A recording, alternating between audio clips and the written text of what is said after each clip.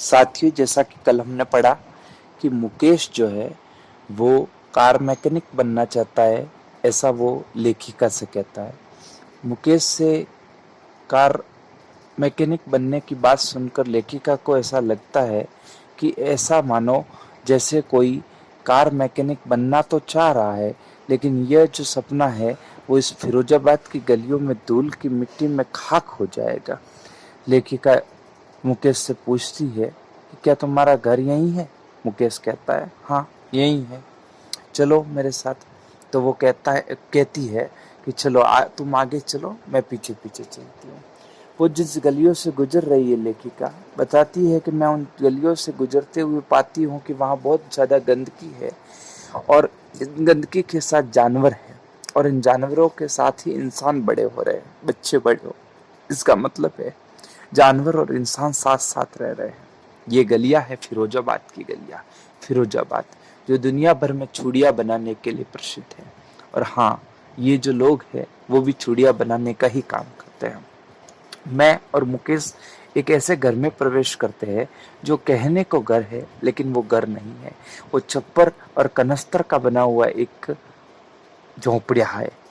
उस झोपड़े में जब हम घुसते हैं तो एक लड़की दिखाई देती है, दुबली पतली सी, जिसकी जिसकी मुस्कान जो है वो मुझे आकर्षित करती है। अनिश्चंद ऐसा कहती है।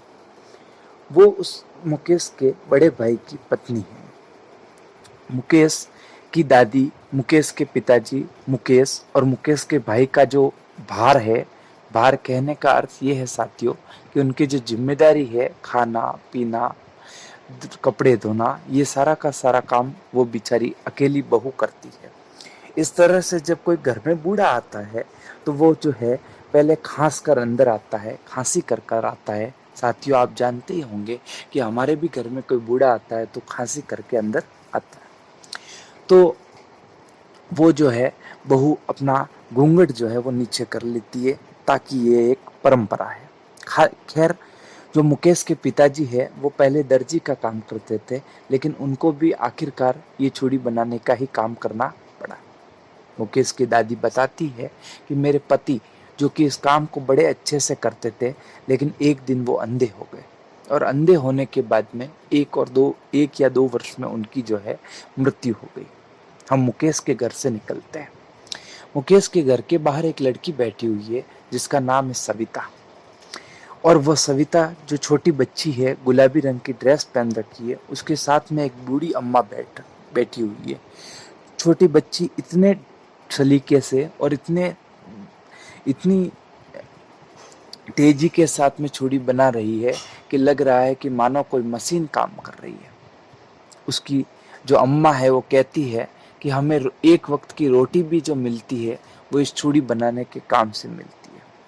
मुझे लगता है कि क्या ये बच्ची सविता जानती है कि चूड़ी का महत्व क्या होता है। चूड़ी सुहाग का प्रतीक होती है। लेकिन खैर, लेखिका आगे बढ़ती है। फिरोजाबाद में पीढ़ी दर पीढ़ी लोग जो है चूड़ियाँ बनाने का काम करते हैं।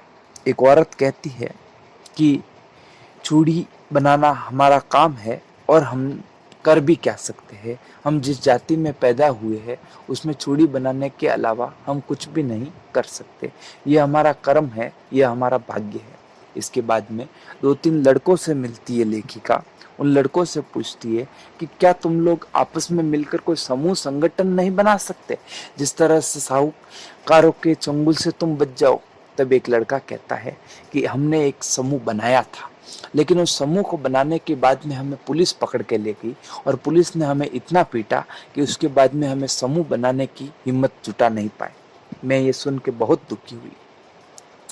दुखी मैं इसलिए हुई क्योंकि मुझे लगा कि ये किन बिचौलियों के दुष्चक्र में पड़ गए हैं, जिन बिचौलियों के कारण ये जो है, जिन्होंने इनके पिताजी ने कर्जा ले रखा था, वो इनको पालना पड़ रहा है। और ये यहाँ पे मुझे दो संसार दिखाई देते हैं फिरोजाबाद में। एक संसार जो कि गर्म हाई टेम्परेचर भट्टियों में सड़ रहा है, गल रहा है, लेकिन कुछ भी कमा नहीं पा रहा है, अपना जीवन यापन भी मुश्किल से कर पा रहा है। और एक चक्र दिखता है पुलिस का, राजनेताओं का, उन बड़ियों का, उन उन उन उन बड़ियों का जो कि इनका शोषण करते हैं, जो कि इनका शोषण करते हैं और इन्हें पैसे देकर बहुत सारा ब्याज कमाते हैं। साथियों, यहीं पे हमारी जो कहानी है वो ख़त्म होती है। धन्यवाद। इसी तरह से इसी तरह से वीडियो देखने के लिए हमारे चैनल को लाइक करें, सब्सक्राइब करें।